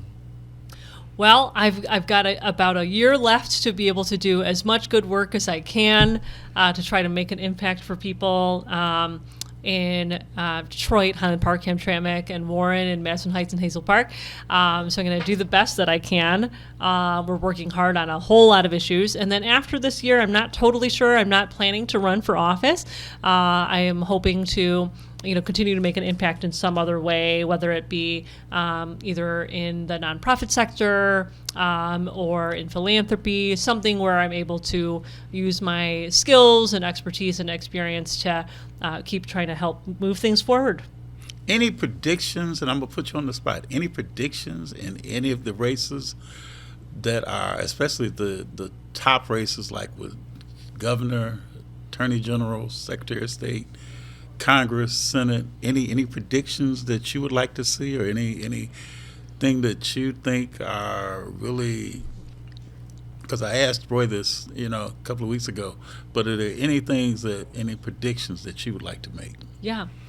Well, I think that if things keep going the way they have been going, I think that Democrats will have a good year. And so I'm hopeful that will mean that we elect a Democratic United States Senator, and we've got 3 amazing choices for the United States Senator on the Democratic side. And I've worked closely with a couple of them, and I think we've got some good options there. I think that all signs are pointing to Jocelyn Benson, winning that Democratic primary for governor, and I think many of us are really looking forward to helping her be successful. Obviously, I think the governor's race is going to be probably one of the trickier races, given former Mayor Mike Duggan is running as an independent. And I'll be honest that, all due respect to Mayor Duggan, right? I respect much of the work he's done. We also have some disagreements from the past on different issues, which is totally fine. It's just, it's just the reality that we all live in, right? Is that he has been a strong leader and moved the city forward. But I think that the concern of him running as an independent is real, right? Because we are in a moment where Democrats are winning. I do not want to see John James become our governor. Yes. And so we need to make sure that we strongly support those who have the chance to actually win to become our governor. And now the other question I want to ask you too, any suggestions that you might make to Secretary of State Benson for a lieutenant governor candidate? Well, I think that there are a number of folks who would do a great job. I'm assuming that you would probably look to have a little bit of geographic diversity as well as racial diversity, potentially depending on what happens right at the endorsement convention in April. And so knowing that the primary for governors after that, perhaps you might not need to make that decision until after April. But I think that there are a lot of great options out there. I would love to see a woman of color lieutenant governor. Mm-hmm. And or it could even be State Senator I don't know Stephanie about that. James. That's what I was getting at. I was leading to that part because I know that's the one thing that, I had State Senator Sylvia Santana on the show, and I keep hearing her name being mentioned a lot. But, that'll be a part two. We'll put a pin on that one too, because Tim was telling me it's time for us to wrap up. But can you give your contact information? We'd love to have you come back on the show again That for sounds another great. part two. Can you give your contact information? I've enjoyed this, so thank you so much for having me on. So for folks who are listening or watching, would love for you to stay in contact. Our phone number in our district office is 313-922-6949, and then our email address is SENSChang, so SENSCHANG @senate.michigan.gov. You can also find me on Facebook and Instagram and Blue Sky. And would love to stay in contact. We've also got a district office right in our district in Hamtramck, so feel free to come see us. And we've got coffee hours twice a month. And lots of other things that we are at all the time in the community. So don't be a stranger, and feel free to let us know if there's something we can help with. And look in that dictionary, and you'll find her picture under the title, Public Servant. Roy McAllister, Jr., thank you for coming on the show. Thank you so much, Senator. State Senator, thank you for coming on. We definitely look forward to having you back on the show again. Good. You've been watching Truth to Power, and you have a great, great weekend, and stay safe and stay warm.